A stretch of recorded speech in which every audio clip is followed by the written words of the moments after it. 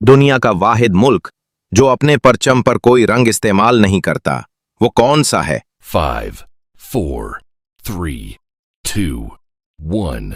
सही जवाब लीबिया। अगला सवाल, कौन सी ऐसी चीज है जो जमीन पर सबसे ज्यादा पाई जाती है लेकिन इसे बराह रास्त नहीं देखा जा सकता?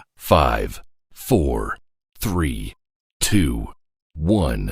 सही जवाब नाइट्रोजन। अगला सवाल, तारीख में पहला कंप्यूटर किस चीज की वजह से खराब हुआ था? 5, 4, 3, 2, 1. सही जवाब कीड़े की वजह से। अगला सवाल, कौन सा जानवर अपने जिस्म के वजन से 100 गिना ज्यादा वजन उठा सकता है? 5, 4, 3, 2, 1. सही जवाब चींटी।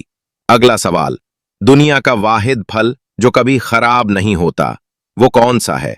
5, 4, 3, 2, 1. सही जवाब शहद।